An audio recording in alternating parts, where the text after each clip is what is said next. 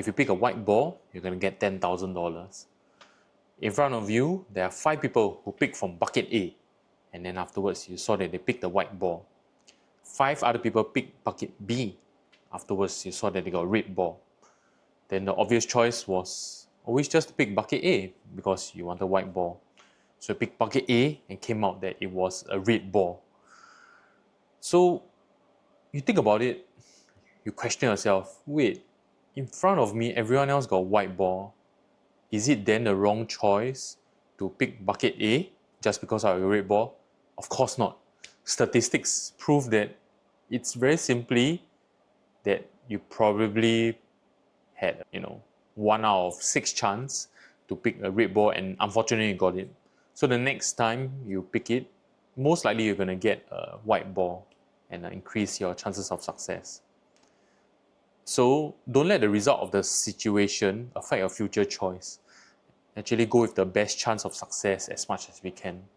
And now, how do you apply that to our lives? The first thing you need to do is to define what success means to you. Okay, the future you in 10 years, okay, what would he or she want you to do right now? What kind of daily life do you envision him or she to have? Not the kind of result, going towards what kind of house, maybe what kind of car, not material things. What does your average Tuesday look like? Are you enjoying your work? Are you hating it? And afterwards, you need to define the bucket that best suits your success. And number 2, we need to figure it out. And to do that, we need exposures to multiple buckets and see what our success rate is like. And you need 3 courages. The first courage is the courage to try. Next is the courage to fail. And the third one is the courage to find your own path. I've been searching for my own bucket for most of my life. And at 34 years old, I've pretty much figured out what are the things that will fit inside my bucket that will make me happy. It contains mainly these 3 things. And number 1, I want to work with people. Number 2, I want to mentor and teach others. And number 3, I want to use technology and data to optimize workflow. So how did I figure all these things out? It was through a lot of trial and error, trying to understand what are the things that will make me happy and what will make my average Tuesday great. You know the feeling of every Sunday you dread to go to sleep because you know that you have to start the week on a Monday? I used to have it so much when I was working as a chef. Every rest day was an escape. And when the work day comes, as fulfilling as it could be, most of the time I dreaded it. And now in my current job, I hardly dread it. And in my current job, I still dread it sometimes. And I realize that some of the things don't fit my bucket. So I'm just going to spend the rest of my life deep diving and finding buckets that fit this criteria, which will give me the greatest chance of success.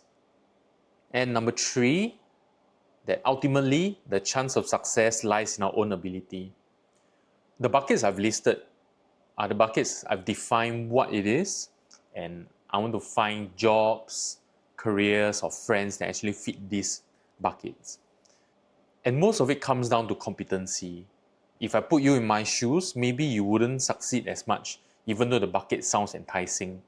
We have to discern whether the items in the bucket don't suit us, or that I'm just not at the level where I can succeed yet.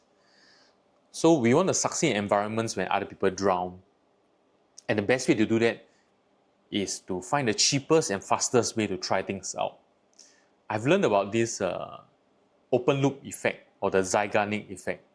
Unconsciously, I've been using this all my life.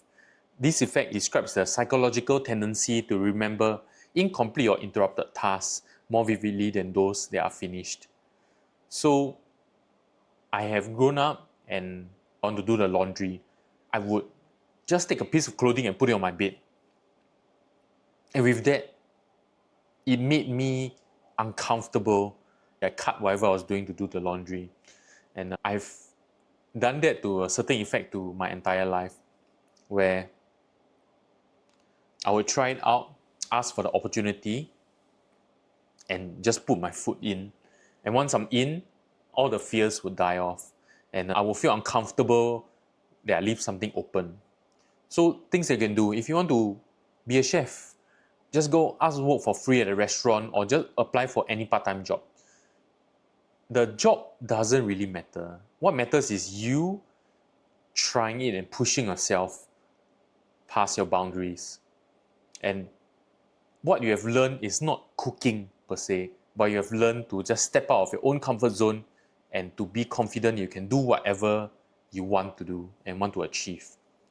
If you want to work in a certain company, for example, let's say a marketing company, but the marketing company can be too big, just email them, ask them whether you can do just a free stint for a week. If not, find some small company that's like struggling and just go up to their doors or even just email them. They will be more likely to accept your help. And that's your foot in. Remember that it isn't to gain the actual work experience, at least not at the very start, but just to be the type of person that has the confidence to go and try and go and ask for these opportunities. I think as human beings, it is tendency to spend way too long preparing and not enough time doing. So the key thing is to just start. Okay, if you want to be a runner, just wear your shoes and run. Right? You don't have to plan out the perfect nutrition routine, dieting routine. Honestly, if you compare yourself to someone who just started running on day one, the person will have clocked enough mileage and learned about things already. Okay, so you want to be a swimmer, go to the pool and swim. You want to be a chef, take a recipe and do it. We are afraid of failure. I'm afraid of failure. Every time I film these videos, I feel this wave of imposter syndrome and shame. And I choose to do it. And I'm sharing with you not to boast, but these videos, they represent to me the confidence to try something new again. It is tough to put your foot down and do something new and be a complete newbie when I've been respected or professional in other fields. Starting all over again from ground zero, it is very scary. And the only way to be less scared, less afraid, is just to do it. And I hope by next year, I can get past my own fears and just create these videos. And by creating all these videos, I'm actually learning a lot about myself. It is actually very revealing to the type of person that I am and what kind of deep-seated fears and to overcome them. And overall, just to be a better human being, one that the future me can be proud of. Alright everyone, that's it for this video. Comment down below what is inside your bucket and I will see you again. Bye bye.